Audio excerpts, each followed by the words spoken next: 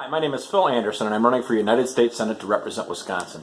As you probably know by now, the three themes of my campaign are peace, prosperity, and privacy. What I want to talk to you about tonight has to do with all three, actually. It's with two different pieces of legislation that have been introduced in both the House and the Senate and haven't gotten very far.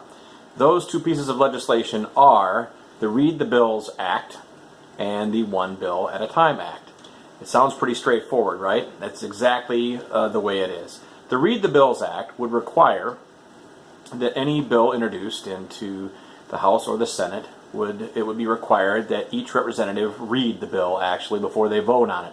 Either read it physically on paper or on a computer or whatever, or have it read to them aloud, electronically or by a staffer or whatever, just so they're hearing all the text of the bill.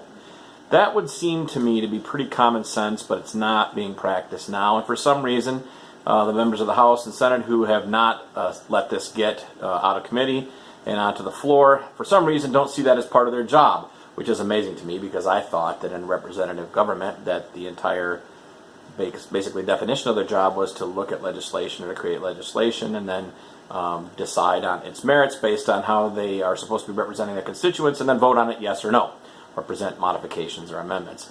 But apparently that's not that important. I'm not exactly sure why. I have my suspicions, and I guess those suspicions would be that it's more important that they pass as many bills as possible that benefit their campaign contributors and those large special interests to whom they're beholden, rather than to actually read them, because then they might be held more responsible for them.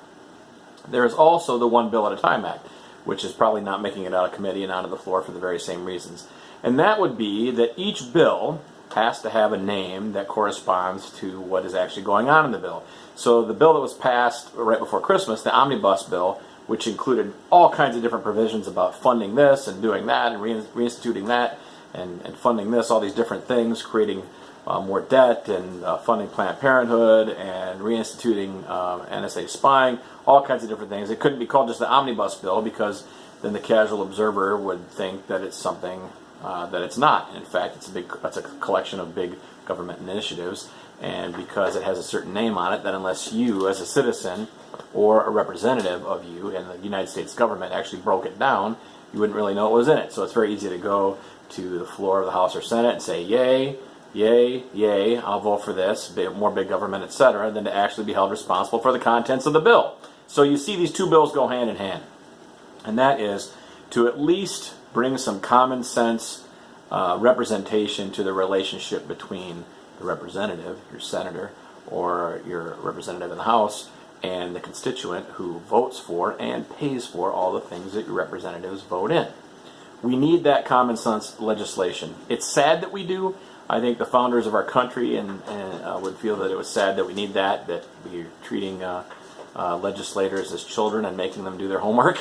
But in fact, that's what needs to be done. Now that may slow down the process a little bit, but we've passed way too many laws in D.C. as it is. So slowing down that process and allowing for some time, not only for representatives to read the bills, but also to have them posted online where citizens can read them and reach out to their representatives and give their feedback, as opposed to all these bills just being flushed through really quickly without comment, without consideration, and then finding out later the effect that they have on people, individuals, communities, states, etc., is highly questionable. I would argue immoral, and certainly not the way that a truly representative republic, a representative democracy, should be run.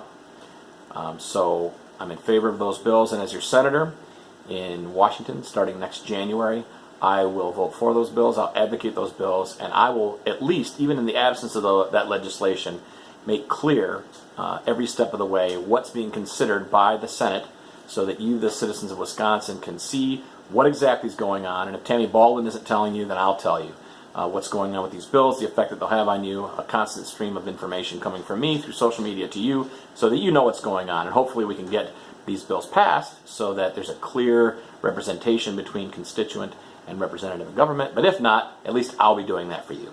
That's what I am what I'm in favor of, and what I will fight to accomplish in the United States Senate should you choose to elect me in November. Thanks, and I'll talk to you tomorrow.